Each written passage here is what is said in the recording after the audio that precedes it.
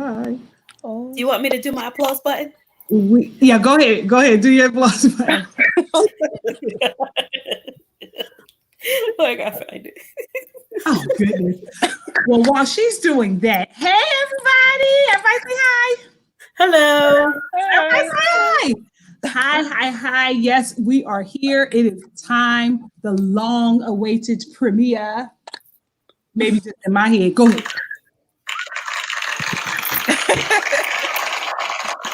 I was gonna have like a music intro and all of that, but my nerves is bad, and so all the things that I planned are just out the door. But nonetheless, we are here for episode 1 of My Vulva and Me. This episode is called "I Get It From My Mama." Right? Come on, I get it from my mama.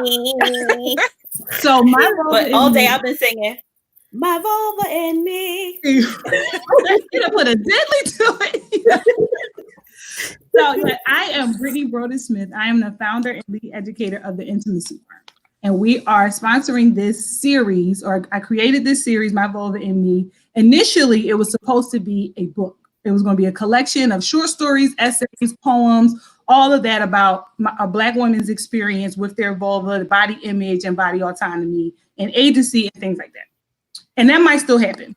But given the time that we are in and virtual events are happening and are all the rage now. I don't know if folks are for it, but I decided to jump the rage and begin to have this conversation. And I chose May because May is Sex Ed for All month, and Black women are not often considered when we're talking about sex ed. We are also in Masturbation Month, and masturbations involve us hand in hand, depending on, regardless of what your position is on that, a thing. And then it's even they go hand in hand. No pun intended. I don't like that. I don't like that. I didn't mean to do that, but it's good.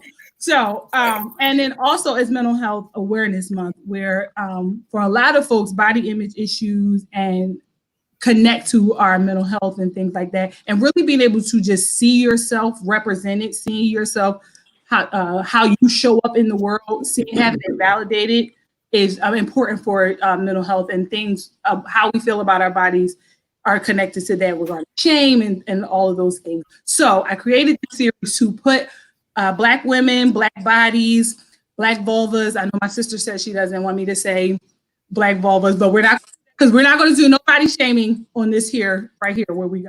So the first thing I'm going to do is we're going to set some ground rules. Then we're going to introduce our crew, and then we're going to jump right in. Okay. Number 1, there is no shaming and blaming. No body shaming. We're going to have some conversations. We're going to talk about some things that our mama told us, but we're not going to blame our moms. We're not pointing any fingers. We're just going to know that they did the best. We're going to assume that they did the best they could with what they had. Okay. We're not going to blame or shame ourselves. We're not doing that. And I don't play no nonsense in the comments either, because I can see them.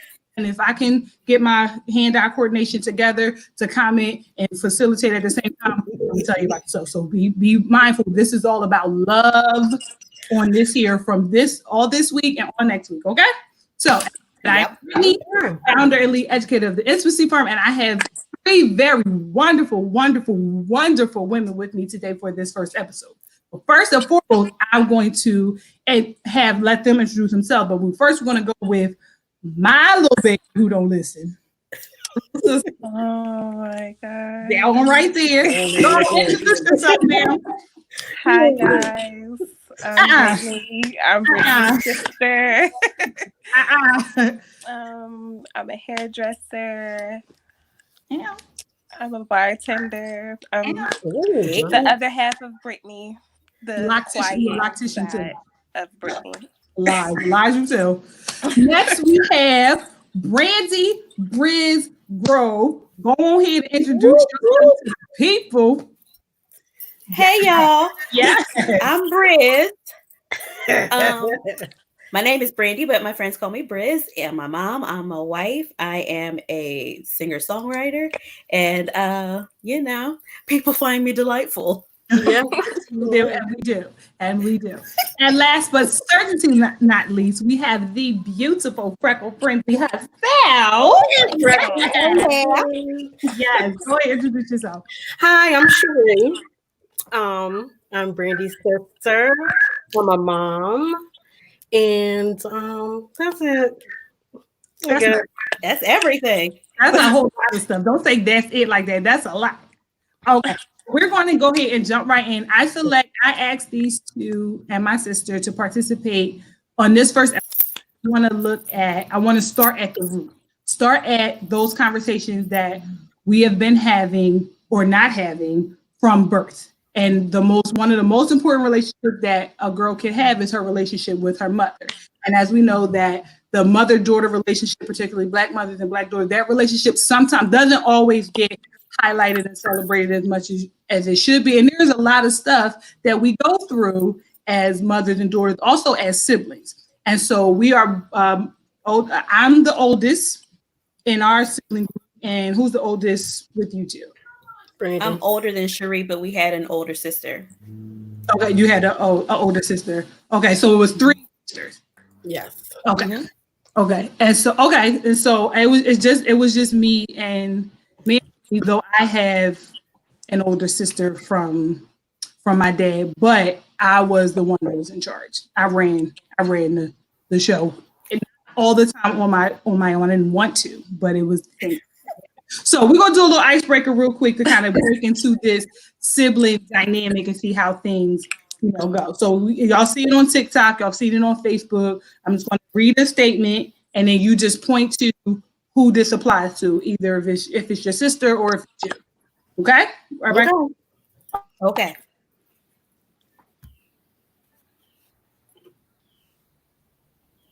I didn't hear the question. I didn't hear the question. Oh, Lord Jesus. The most emotional. Really? Me? I'm emotional. I am a robot. Exactly. No, lies. Who's the better driver? Me. She gets in accidents. Me. Lies. People hit me. I don't hit anybody. It's different. Okay. Who's the most social? I do not like people. Yes, with pride. That's fine. Okay. Who's the most likely to fight? Both of us. When it come down to it. I mean, if it pop off, I'm all about it. But I'm going to try to take the diplomatic way out of it. Yeah, Brittany talks for it. Right. Exactly. Right. We can discuss it, but if we can't talk. Right. Who's the best cook? Both of us. Brittany fixes. I cook. Girl, you lied. I cook. Brittany fixes. Girl, you lied. Anyway, okay. Who has the most? I was a late bloomer. Yeah. Who has the most expensive taste? Me. You do. I'm about to say. Okay. All right. Who is the rudest? Definitely. Brittany, you're so rude. It don't make no sense. Brandy is a joy. I don't believe it. I am a joy. Thank you, Brittany. Yes, you are. I am a joy. Lies. Who is the funniest? Me. Lies. Me. Lies. I am the family comedian. It depends on your sense of humor. Okay, I'm a riot. This is the last one. Who was the wildest as a teenager? I never left the house. Me neither. I saw my mom's car at 16. So what was the question? Who was the wildest as a teenager? Oh, you heard me. Wildest? What is wildest? Who was living their best life before living their best life was a thing? I've always been saved. I am. I don't like getting in trouble. So I didn't touch school. I didn't do any of it. Okay. No, I got some stories. That was just a quick little icebreaker just to get us in the thing. And now we're just going to jump. We're going to jump right on into it. Let's talk about menstrual cycles. We're going to jump right on in there. So I didn't get my menstrual cycle until I was 15 years old. And Whitney was like 8, right? No. I was not. Like- I was in the 6th grade. I was 12. No, you were not. Yes, I She was like was. 8. You want to tell her about her. No, She because was 4. I went to a boarding school, right? And so I got my cycle. I was at Scotland at boarding school, and I called my mom all hysterical, quite naturally. And she was like, "Girl, your sister been doing this for 2 years already. Like, if she could do it, you could do it." Lies. I didn't get my cycle till I was 12. And you were 17. Hi, You were Brittany. 17. Have we met? Like, suffice to say that my experience, I got my cycle when I was away from my mom. So I did not have the experience of here are pads, here are tampons, here's how you use them. I had to just figure it out pretty much on my own because I was the youngest one in my cottage and everybody else was already doing this. I just kind of mimicked what I heard them say as far as like how I get it down. So much so that the first time I used the tampon, I just used the whole entire thing. I didn't take any part of it out. Applicator. The applicator and all, everything was in there. And I could not understand for the life of me why it hurt so bad. And I was just like, why y'all doing this? And I was convinced that the reason why it hurt is because I wasn't having sex. And I was like, that's because it's too tight in there. And that's why it hurt. And only women who have sex use tampons because it opens you up. And nobody, and my mother, bless her Makes heart, sense. she did not correct me. She let me continue to believe that was true. So how was you all's first experience with your cycles, and how did your mothers help you transition into that? Who do you want to go first? However, just go and jump in. We're just having a good old time. This is girls' night. Well, my mom didn't. I got mine in school, and I went to the nurse. They sent me home. They gave me a pad and ibuprofen and sent me home because, of course, it was on my pants. So I got sent home, came home. My mom just was like, okay, you have your period. It was not, we didn't really have like talks like that in the house about stuff like that. It's just something that just happened. What about you? I Child. was Go ahead, 9. Sissy. Okay. I was 9 years old. It was a weekend. I went to the bathroom and there was blood, and I ran downstairs to my mom. Mom, I'm bleeding. There's blood in my panties. She's like, oh, okay, just go upstairs. I'll be right up. And she explained, what was going on, and was using pads. I was a little girl, 9. That's really, really young. So for the most part, she was like, well, you're becoming a woman. Huh? She's talking about sure he wasn't 8. No. I'm sure he was 8. I'm sorry. Go ahead, Sheree. I'm sorry. So she's like, you're becoming a woman, and you can have a baby now. I'm like, I can have a baby? Oh, no. Like, I love babies, but yeah. So I was like, oh, I can have a baby? Yeah. So, I was 9, and it was, nobody else had their period. And, it was just me by myself. So my mom basically told me, when to change and everything, because the 9-year-old, when you post, I didn't know anything. So she would tell me when to change and all that. And even then, I was at 9, 10, my Aunt Roberta had a pool. So we would go swimming, and my mom would have to put the tampons in for me to go swimming and everything like that. I was too scared. I didn't start using tampons on my own until I was like maybe 16, 17. Well, I didn't start using tampons until I was like 20 years old. I was always scared of them. But I always thought that every time I went to the bathroom, I had to change. And I just was tired of that. And I was just like, I'm going to just start wearing tampons. And that's where it just came from. Like, literally, I was like going through like a box of tampons like every 2 days. Oh my God. Oh no. And tampons are high. I mean, yes. menstrual care products are just expensive in general. And I believe She done froze. Yeah. Froze again. it will be free. Like I think Froze again. You froze, girl. What'd you say? It's What did all you right, it's all right. believe? Just go, just go, just go. Am I unfroze now? Yeah, you're Yeah. unfrozen. Yeah, girl. I said what I said it was. I think that if men had menstrual cycles, that menstrual care products would be free. Like if Yep. this is benched blood, then we wouldn't have this trouble. They And are. I feel like they should be free, period, because like Right. It's a necessity. Exactly. Like you can't. Yeah. Now, although there are some folks who believe in free bleeding, and we don't shame or yeah, we don't, but you know. Everybody does their own thing. But free bleeding is not everybody's portion. Y'all just I'm not with that. Brandy, what was your experience like? Oh, child. I was 12, and I was telling my sister that I think I might have lied about getting my period before I actually started getting it, because she was 8 or 9. She was 9. Right. Everybody was 8. Right. Child, she was 4, and I was like, when am I going to get mine? But no, so she got hers early, and so I'm just like, dang, what about me? I'm thinking like, I'm missing out on something. Little did I know. So I was 12, and so I already had an idea of what was supposed to be happening, but not enough idea, because That's how I was. it was the summertime. I came home from camp, and first of all, so a boy had to tell me that I got my period.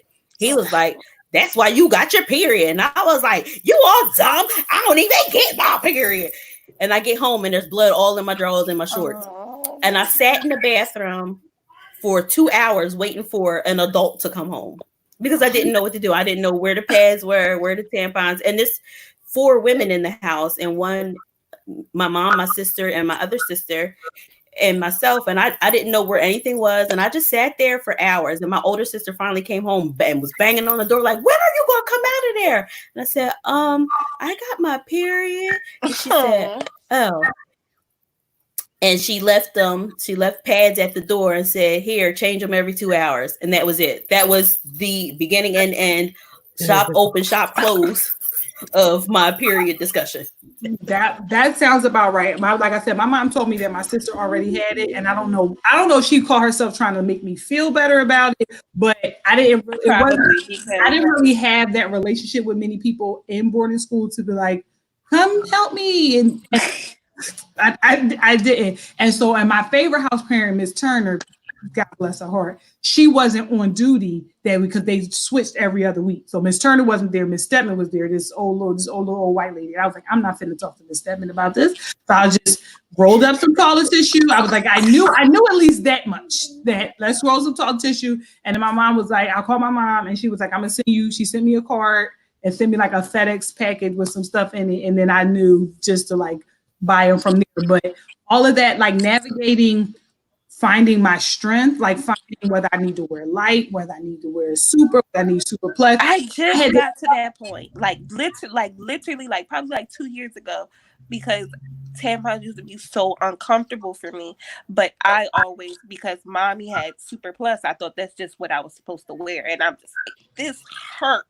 Right, because you use it too high of a trim. And at one time, like when it was like budget was tight and it was like meat or medicine, like how do I eat, or do I buy this? I had to figure. I would say like, let me put a super plus in the morning, and then it can hold me throughout the day. And then somebody told me about like toxic shock syndrome and how if you use too much. I had toxic shock. I did too. Oh my God! What? No, tell me about it. What was I'm about to say, is that common? It really is. What happened? How did you know? Like, were you scared? Like, what happened? I was scared. It was like maybe 2 years ago, around Christmas. I kept getting a headache. My blood pressure kept dropping real low. And I'm just like, I don't know what's wrong. I went to the hospital and everything. And, they asked, was I menstruating and all that? I was like, yeah. I was using the Super Plus, and I wasn't bleeding that heavy enough for me to even be using the Super Plus. So that's what happened. It sent me home. Okay, education moment. This is Sex Ed for All month. Please note that when purchasing tampons or using tampons, make sure that you're using the absorbency that you need, because I know you want to try to avoid accidents and things like that. But if you use an absorbency that is beyond what you are, the necessity, it could put you at risk for toxic shock syndrome, which very clearly is not a positive experience. Like, Brady, how did you come to know that that was your portion? I want everybody out there in Facebook land to not judge me by the words that are about to come out of my mouth next, okay? So I was having a headache. I was waking up with like a fire headache, and it was a Saturday. I had gone off my period on a Wednesday or Thursday. And by the end of my period, I understood, you know, I went from super plus all the way down to light to like the last day I'm using a liner, right? Mm-hmm. So it's about Saturday and I'm about to go to the mall with a girlfriend. And I'm like on the toilet crying like, oh my God, what is that smell? Why do I smell like that? And I've got a headache and I feel like I'm fitting to die. So apparently there was a tampon in there. Oh, Jesus from Christ. Wednesday. Oh my God. What? Why the help us all? What? How does that Listen to me. Listen to me. I have no idea because, like I said, I go from super to light. I got it down, pat, bam, bam, bam. And I had laughed at women who told me this story before. I'm like, how in the hell you gonna forget? Randy. It wasn't that I forgot because once stuff started feeling weird, I checked. But you know, I pushed out 3 big head kids. Some things ain't right. I wasn't right for days. I'm certain. But ain't that like so? You had your children. You were a mother after that. You was a mother at this point. Grown. You was, and see all the responsibilities of life. You was moving too fast. You had to hurry up and go to the bathroom. Somebody was knocking on the door, and you were moving too fast. That's not Wednesday. I don't know. Not Wednesday though. Oh, now I might be exaggerating that timeline, but I'm just thinking like it was a day. It was more than a day. It was over 24 hours. Ooh. Hey. No shaming. No shame or blaming. None. I'm just grateful that you are here because toxic shock syndrome can get very serious and take folks out. It's real. It is very real.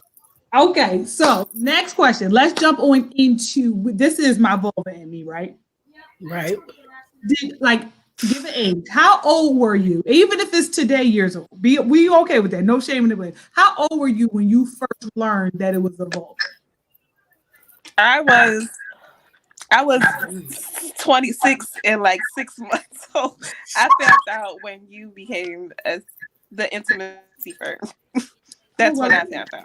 And the thing is that I'm not even gonna hold you. My first year at Widener, 2015, is when I found out that it was a vulva.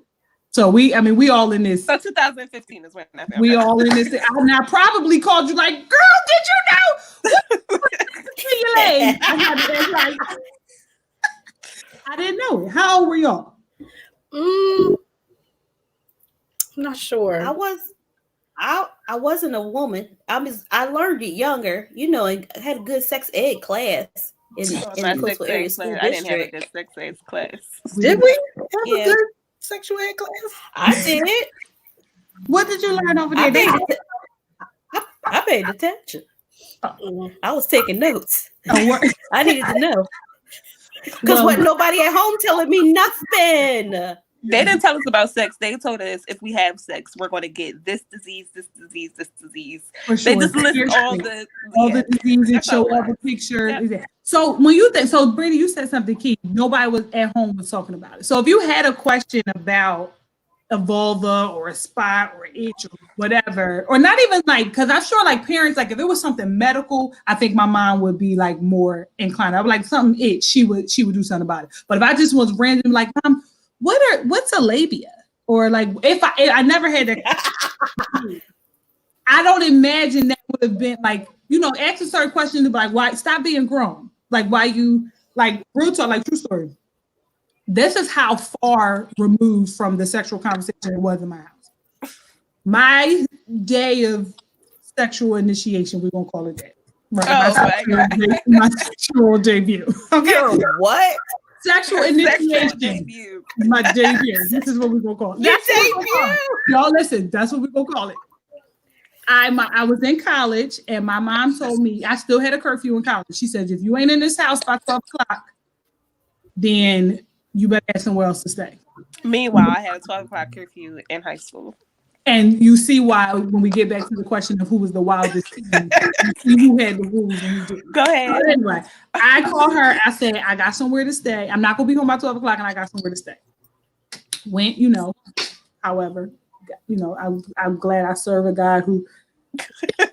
So there's that. And then we met at the hair store the next day. We got to the register. She looked at me and said, "You nasty." And that was it. I didn't say nothing to her. She said nothing to me. She didn't ask no questions. And that was literally in my whole life. Until I started doing this. So I started, and so then she wanted to share her whole life, ask me all kinds of questions and tips and carrying on. And I said, I'm not doing that. But until 2015, that was literally the extent of the sexual conversation that I've ever had. So like what? So if you had a sexual question or a question about your body or whatever, how would that go in your house? Who are you going to? Were y'all going to each other? Were you going to your older sister? Were you going to your mom? How did that work out? Ain't nobody in the house privy to sexual content. My sister and I almost still never talk about sex. And this my homie right here. Y'all don't talk about it. I don't need to know that kind of business. Really? No. Oh, I mean, I don't mind. So we might just be I like, hear about them. I don't mind. Right. Yeah, not even just like the sex per se, like body part. Like, are y'all going to be like, sister, what's this? Like, oh, yes. Yeah.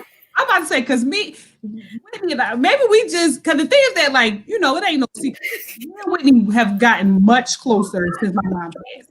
But like before, like we may not have like talked every day and all that. But like when it came to stuff like that, we like, what's this? You see this? What you think this is? Or send I always try to send pictures. Does this look like this? To my sister, and she'd be like, "No, don't send it." But I sends it anyway. I mean, too. Oh yeah, she gets. If it's something crazy, this one down, she gets. Yeah, I just want to be warned first. Just call me and be like, "I'm about to send you something." Like she just sends it, and I'm just like, on FaceTime. Well, sister, look at this. Send each other stuff. Yeah. So what about? Okay, so think about your vulva. Think about it right now. Bring it to your mind. Bring your vulva to your mind. How many parts of your vulva can you name or identify?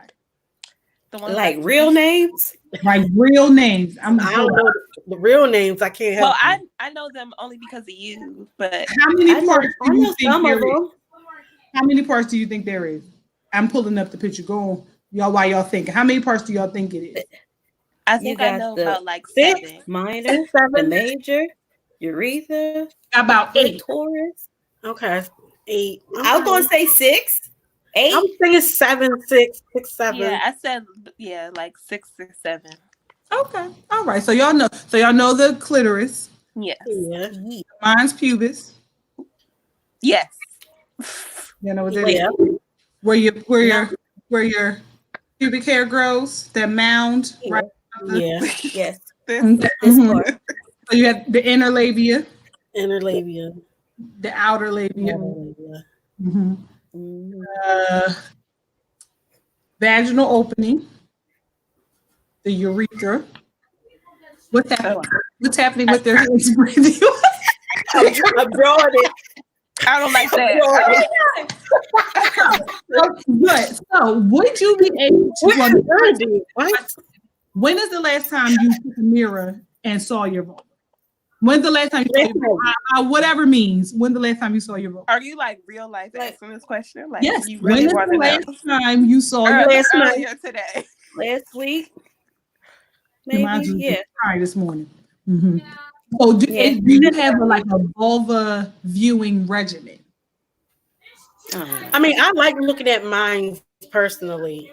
I think she's pretty, so I was recently forwarded a photo of said pretty girl. Wasn't she pretty? That is true. That is true. That was Brittany. Do not send me. Brittany, don't send it to me. Don't send it to me. Let me tell you to your sister. What if something happens and the only way you're able to identify my body is like that? Like, ma'am, she was dismembered and all we have left is her vulva. Is this your sister, Brittany? This is what I'm saying. That's true closeness. I don't want to be that close. I aspire. Brittany, I'm telling you right now.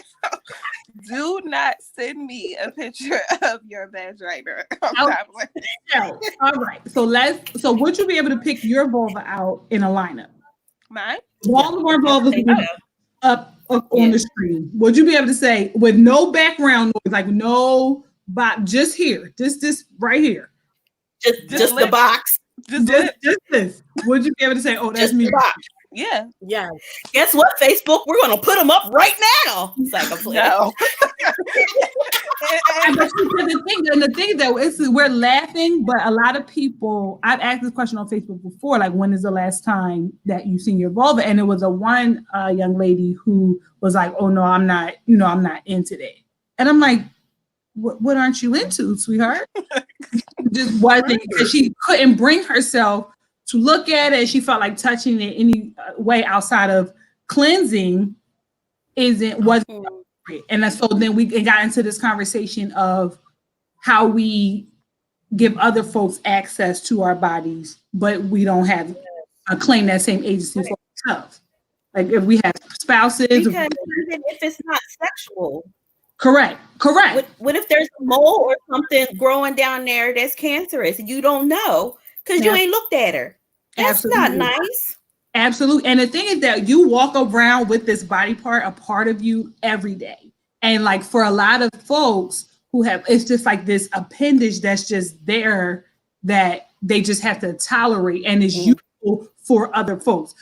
Gynecologists use it because they're doctors. Their spouses may use it for sexual reasons or whatever. But other than that, they don't think about things like, I need to make sure I know what my vulva's baseline is, what it looks like.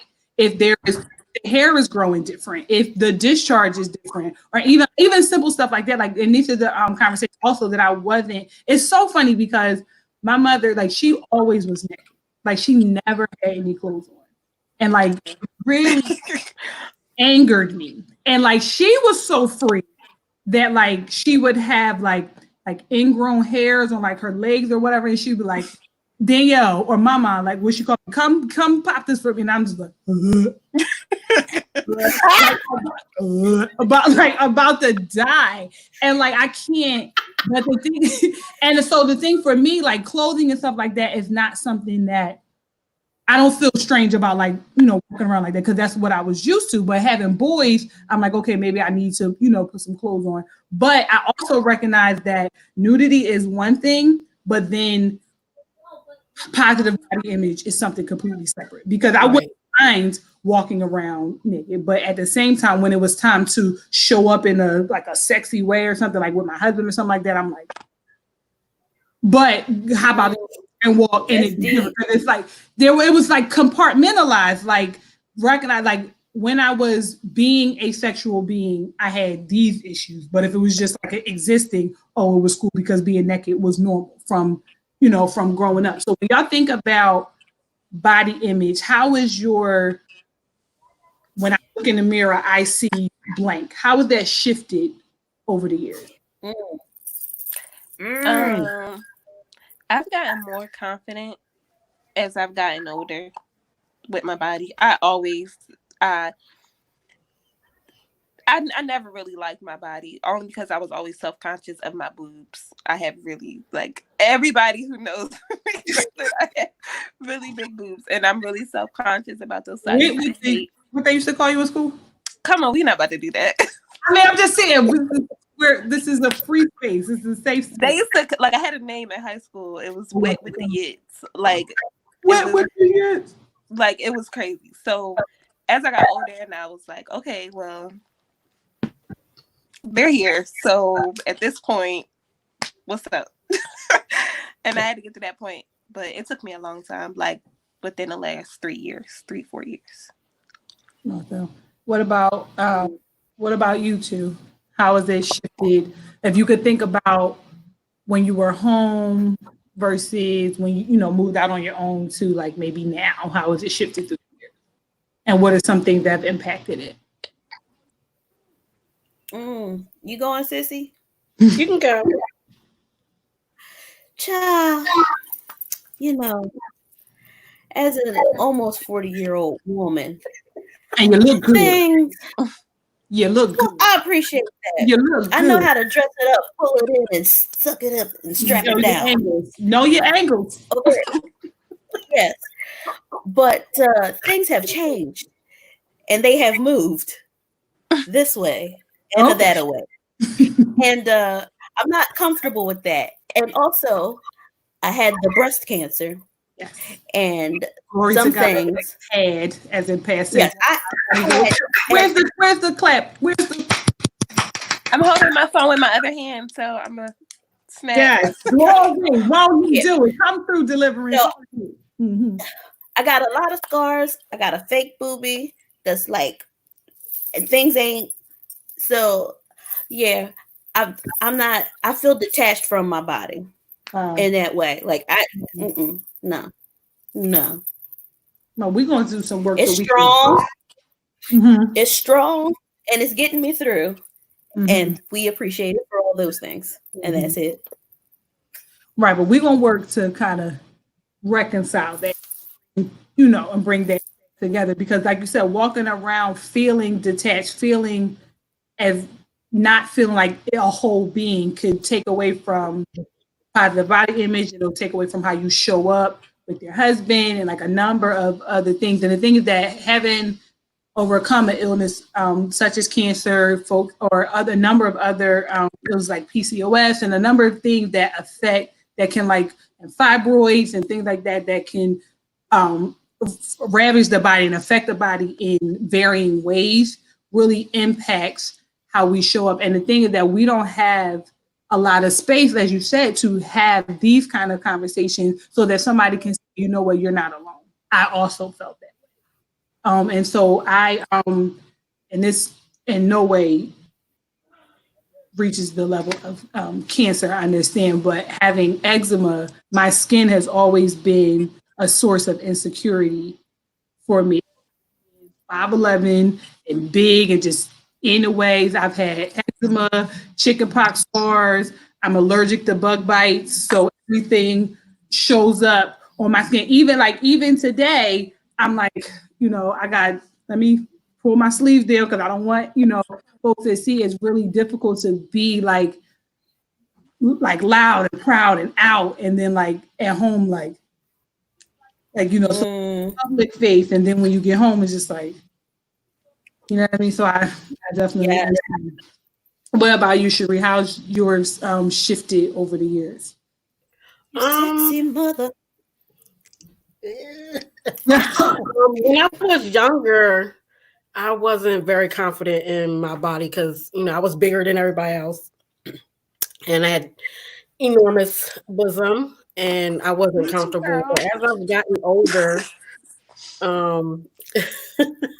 I'm very confident in who I am, and I love every inch, roll, pound, and So how did you come to that? Like, if there's someone else who had your same experience, like I've always been this, I've always been that, and I couldn't, like, what did you do? Do you think that made you come to the point to love every inch? It was something that somebody told me because I used to always say, because my boobs were big, and somebody was like, wait till you get like 23, 24, your body gonna start feeling out. You gonna like your body. That happened, and then that was like, I always kept that in the back of my head. Like, I had no butt. Like, I had I got and you still don't. But I literally was like one of those girls that was here and just had boobs. But once I started filling out a little bit, Oh, now you feel it. Yeah, I was just like, these boobs ain't going nowhere. What about you? Tell y'all. How did you come to love every inch of you? And what would you say to someone else? Well, I think it was my mom. When I was younger, she was hard on me about my size because I was big. But then I don't know when it shifted. It was like, "You're beautiful." She used to say that all the time, and that kind of gave me more confidence. Because at first, it tore me down that she used to call me so big, and That's a cry, sister. I love the cry, but go ahead. Go ahead. But then it all of a sudden shifted into, "You're beautiful," and all that. And then I started to believe her. Words have power, and she started to speak that into me, and I took it and ran with it. I know. I look really good. Isn't it so amazing when you are like, there's an internal child? Let me say something. Ooh. I didn't come here for this. Girl. I didn't come here for this today. But there is, of course, there's a certain amount of internal affirmation that you need to have. Like, you need to be able to, if nobody else says anything, you need to be able to know that on the 6th day, I saw all that he had made and said that it was good, and it validates you. So that's all that matters. But when a relationship as powerful as a mother can you and say you are beautiful in a way that affirms you, it's like, as parents, it's like we tell our kids and we pour into our kids and we build our kids up so that out in the world, it's like not nothing brand new for them. It's like they can't be, pulled away by other words from other people, because it's like they were brought up knowing that you were that good. And it was just, I'm getting emotional because I remember a time where, and I shared this in shameless plug, I shared this in my intimacy guide, my e-guide that's on sale at www.theintimacyfirm.com. It's on sale. I like that nice little plug-in you did. I shared this in the intro of my e-guide. At one time, I will never forget, I was sitting on a bench at the YMCA, and my mom said to me, I had just gotten contacts, and I had my hair in like a puff, one of those drawstring puff balls. And she was like, "You're pretty with contacts and earrings." And I was like, was I not before? Like, the thing is that stuck with me. Like, it stuck with me so hard, because then I went back to school and I was always signed up for something, always doing something, always hyped, can never sit down. And I was signed up to go deliver the Christmas cards to the boys' side. And so I went over there, and one of the guys, I won't say his name, but I came in to deliver the cards, and he was like, "Broaddus?" That's what they used to call me. I went to a military school, so they call us by our last names. He was like, "Broaddus?" I was like, "Yeah." He was like, "Oh, Christmas break was good to you." And the only addition was the contacts and the earrings. So for me, gray or green contacts was the only way that I could show up outside and be pretty. So when they went out of style, I was like, "Oh my God, what am I going to what am I going to do?" And so even now, like, if my hair is not done, I am just like, I'm still moving toward that place where I feel like flat foot, I'm standing, I'm pretty as is. Like, I at least put some earrings on. Like that's what anybody though, because I feel like that too. Like, it's times where I feel like I just had to do my baby hairs. Like, y'all can't even see them, and I feel like I had to swoop my baby hairs because my baby hairs can't. Like, I need my baby hairs, and I need lashes when I go out. Like, that's how I feel, and I feel like that's certain people feel like with anybody, it's just something that they have. Okay, this is what I need, and then I'm good. Not everybody's a wake up and go, but I don't feel like nobody is. No, and see, but the thing is, I disagree with that. Like, I say it all the time, like, awake, shake. I used to tell myself that I'm not awake, shake, and go, and that's like, and then just run out the door. Like, I gotta do some work, like, to get myself together. But I think that there is a level of confidence. Now, that's one thing. Like, you don't want to go. But I'm saying you can say that with if you went to the nail salon. Like, if I went to the nail salon and I got my eyebrows done, I got my lashes done, and I just throw a wig on, I feel that same way. I feel like that's a wake, shake, and go because my eyebrows are done. That they don't look like caterpillars, and I have lashes on. But that's what I'm saying. Those are additions. I'm now there. Like you don't want to have like the crust in your eyes and you ain't brush your teeth and lips looking crazy. Like wash your face. Right, exactly. At least wash your face. But what I'm talking about like just your bare necessities, like without any addition. Now we like to sculpt the face. Of course, I'm struggling with the salons closed, eyebrows are not done. But like when all of that, when you're not putting anything else, can you look yourself in the mirror and say, "I'm beautiful"?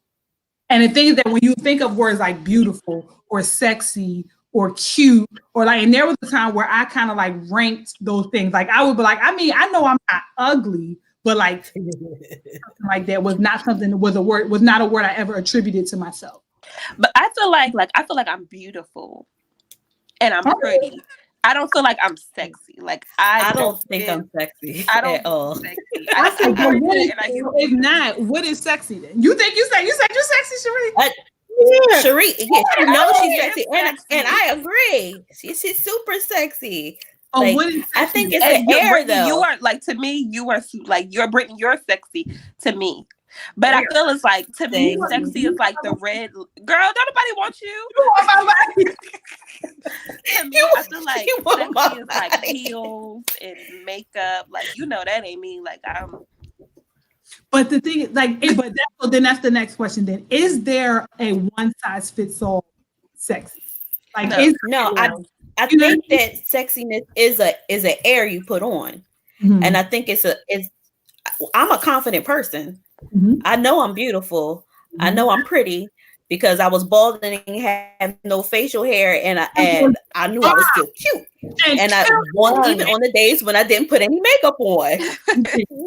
So I know those things, but I'm also very silly, and so, like sex is not in my arsenal. Sexiness is not really in my arsenal of like put it on and be like, hey, I'm sexy.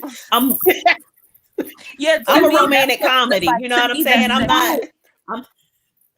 So Cherie, what do you very confidently say, as you should? Oh yeah, I'm sexy. So what is sexy to you? Your attitude. Okay. Is it like a different level of confidence? Is it like, it's like that, like sexy is like top, like it don't get no more confident than that. Like, is that how sexy is? So what is it like when I asked you that question and you said matter of factly I am that? It's why? Like what have you decided is sexy? Confidence is sexy to me. Okay. Well, then I'm sexy. I'm sexy because I'm confident. So, girl, don't come to me. Don't come to me. Don't come to me. Do not come to me. And you know what's like? It's crazy because like I do this for a living. Like this is what I do. But I also would not say that I was sexy. Like I'm also silly. And like I can't shake as much as I tell other people about it, I personally can't shake the stereotypical look of sexy. Even like, when I try to do like my mom, we used to have these sexy eyes. We used to make fun of her. She had a sexy eye. She wore these two big legs that weighed her lids down. And she'd be like, when it's time to take a picture, she'd be like, but that, and then she would take mascara and do the Marilyn and but you do that too. Mind your business. She put this mole and this mole and the thing, and then she would.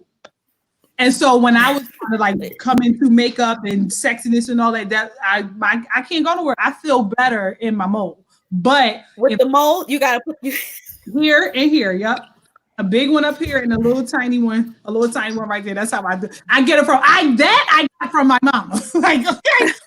I almost got one tattooed on, but I was like, what if it turned green? And so then I changed my mind.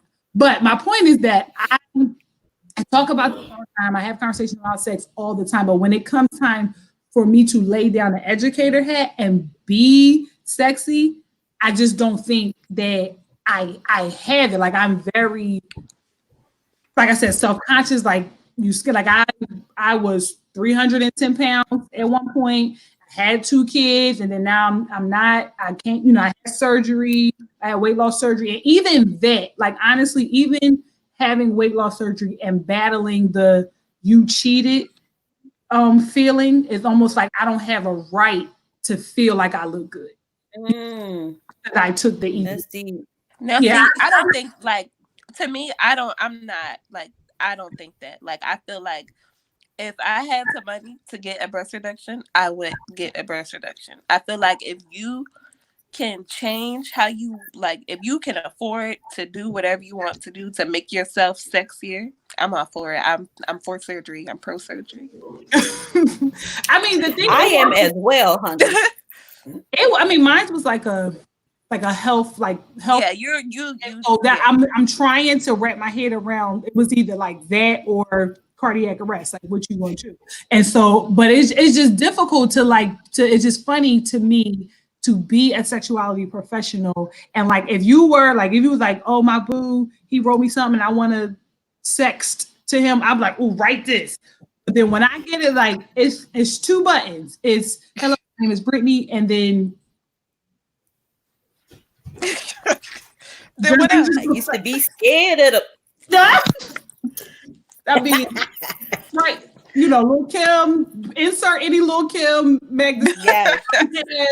No in between. Right. So they're like sensual, like the air that you all have been talking about. Like, I don't feel like I have that. And it's funny because when we think about where did that come from, my mom never talked about sex, but I've heard her have sex. And there was one time where they're talking about romantic comedies when they coming in kissing and throwing clothes all over the floor and then fall onto wherever they are and begin to have coitus. What happened? And I was laying on the floor next to them, like I was scared of and I was afraid to move because I wasn't supposed to be downstairs, but I was downstairs at 3:00 in the morning watching some movie that I wasn't supposed to be watching. I don't know what it was. It wasn't like that kind of movie. It was just like a movie, some movie that I was told I couldn't watch. So I came downstairs in the middle of the night to watch it. And then my, her gentleman student. And I was just like, yeah. So, but the thing is that you imagine having that experience, having all kinds of questions, obviously, and then not being able to say anything about it because you weren't supposed to. And that right into the same thing where I wasn't able to share my sexual assault with my mom when it first happened because I felt like I wasn't supposed to be there. But when we talk about that kind of like when we aren't allowed to have conversations, it's bigger than, oh, she didn't teach me how to use a tampon. There's when you make very clear to your kids what they can and cannot talk to you about. And so they will take one thing and apply it to all of them. So because I couldn't have this conversation with that, and because I felt like I was going to get in trouble and I shouldn't have been there when it came down to my sexual assault, I shouldn't have been there. So if I wasn't worried about justice for the rape. It was, I'm going to get a beating because I shouldn't have been there. Mm-hmm. You know what I mean? Mm-hmm. And so, like, how has that, think about the conversation that you weren't allowed to have in your house. How has that affected how you engage with your own children or any young people that you are connected to? I'm a straight shooter. Pow, pow, pow. I talk to my girls. I'm sorry. I talk to my girls like when we first I think the statistics are that children, like sexual assault on children, starts around the age of 2. So when my girls were 2, they needed to know the parts of their bodies and they needed to know that their body was their own. And I talked to them as a from a place of safety. So it was as plain as explaining to them how to cross the street. Like, we're not talking about like it's weird or it's a secret or are you uncomfortable or, you know, your body and sex is not the boogeyman in my house. So, and that's how I've approached it. So from age to age, as appropriate as it should be, that's how we talk about it. Camille's 10 now, and so now the question is, would you tell me if you had a crush? Or is there somebody you like? Is there a boy in your class? Is there a girl in your class? Okay, you let me know. Like, everything's on the table. That's good. And When I lost my hair, and I inadvertently said that I'll lose all of my hair. And she said, well, what other hair do you have? And I said, oh, the older you get hair everywhere. You get hair under your arms, you get hair on your vagina. And I'm going to lose hair from all the places on my body. And that conversation led into, she's like, hair on your vagina? Yeah, girl, let me tell you about it. So you said something about it's important to you to let your girls know that their body is their own. Did anybody tell you that your body was your own? Or did your mother ever tell you that? Did your mother ever tell you that your body was Yes. Yeah. That was one thing. We never talked in depth about sex, but my mom was big on, when you think so, Sheree, like letting you know that nobody's supposed to be touching you and you ain't supposed to be touching nobody. Yeah. It's funny because I think my mom was she was like, and I think I developed this, and then her, and then working in child welfare, I am very like, everybody's a suspect. And that's how it was in my house. Like, everybody is a suspect. And so, because everybody was a suspect, she also made some decisions as far as like child care. But, you know, we love her. We love her nonetheless.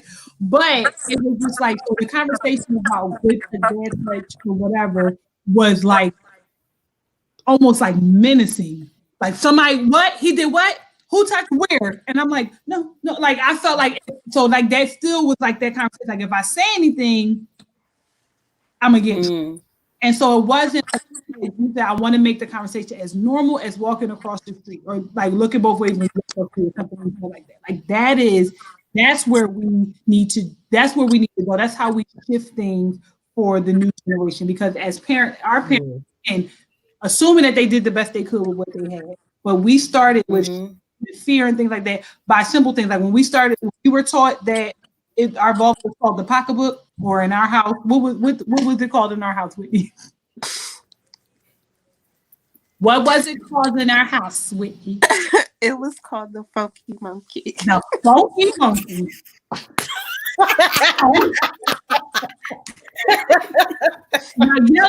Oh my God! Watch your Funky Monkey. Just like wrong. Horrible. And so that right there.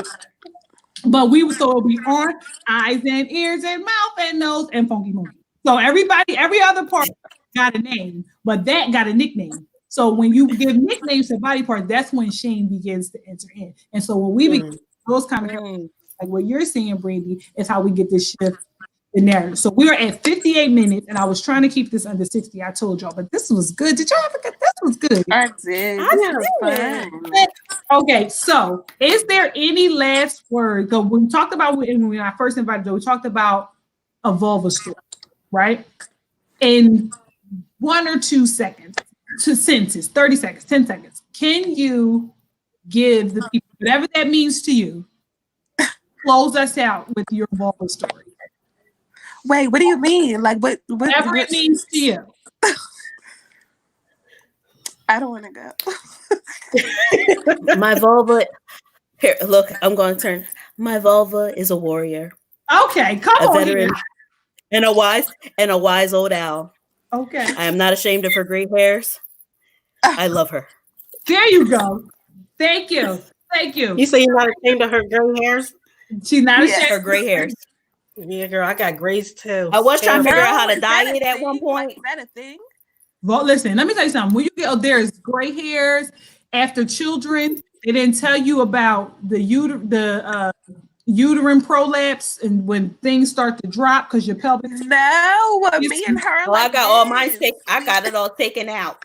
The thing is that I know this is not to be played with. Don't do me wrong. Do me right.